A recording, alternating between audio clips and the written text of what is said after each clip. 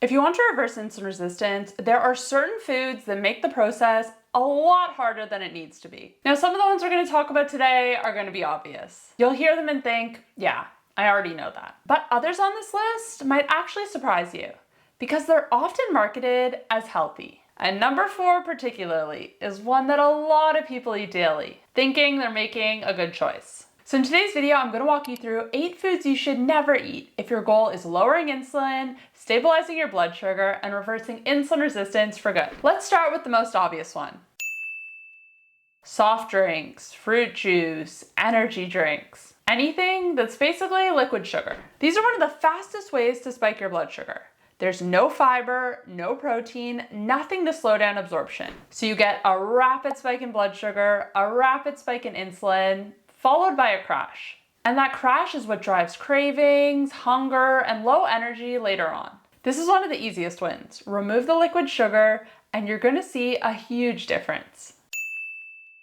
And this one catches a lot of people off guard because oat milk is often marketed as a healthier option to dairy. And this is gonna hurt some people's feelings. For the same reason you want to avoid sugary drinks, you also want to avoid oat milk. It's an easily processed carbohydrate in liquid form, which means it's very easy to absorb. And it can spike blood sugar much more than people expect, especially if you're having it with your coffee first thing in the morning. And especially if you're having it multiple times throughout the day. It adds up quickly. And again, this might not feel like a big thing, but repeated daily, it matters. Number 3 is breakfast cereal, which again, might be another obvious one. Even the ones labeled high in fiber, whole grain, or low sugar, these are typically very high in refined carbohydrates and low in protein.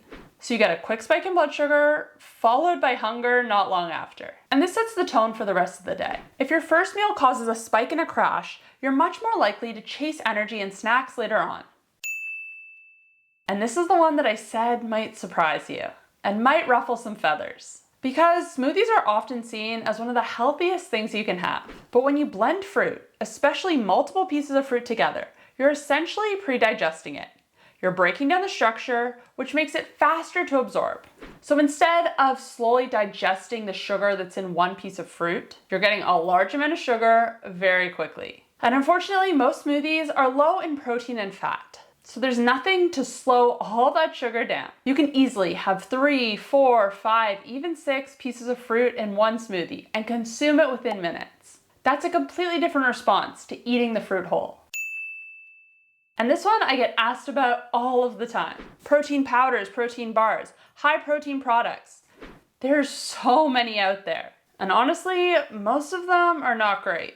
Most of them are filled with sugar, artificial sweeteners, and fillers. These can impact not only our blood sugar, but also our digestion and our gut health. So while they're marketed as healthy, they're often just ultra-processed products in disguise. The best way to get protein is from whole foods. This should always be your foundation. And if you haven't seen it, I posted a video a couple of weeks ago on 20 ways to get 30 grams of protein. So if you're someone who struggles to eat enough and you want to know exactly what 30 grams looks like, check out that video next. Now, if you do need to fill the gaps because you just can't get enough through whole food, then you need to choose a good quality protein powder. One of the brands that I found that actually has good ingredients and still tastes good is Quip. It's simple, no sugar, no fillers, and high quality beef isolate protein. This isn't sponsored, but because I know I'm gonna get asked, I get asked all the time what protein powder I recommend, that is my number 1 choice. I'll link it in the description box below. But again, it's there to support your diet, not replace it. Now, plain Greek yogurt, that's a completely different story. That can be a good option. But once you add flavoring, a lot of these become very high in sugar. So instead of being a high protein, blood sugar friendly food, it turns into something much closer to a dessert. And because it's marketed as healthy, a lot of people eat it without even thinking. So if you're gonna have yogurt, buy it plain and add your own toppings.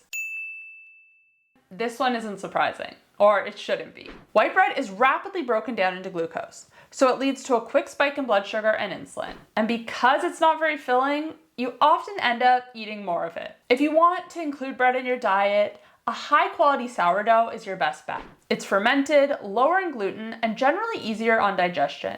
It's not perfect, but it is a better choice. And finally, number 8 is chips and ultra-processed snacks. These are designed to be hyper-palatable, and that's part of the problem here. They're a mix of refined carbs, processed fats, and additives that make them very easy to overeat. They spike blood sugar, don't keep you full, and leave you wanting more.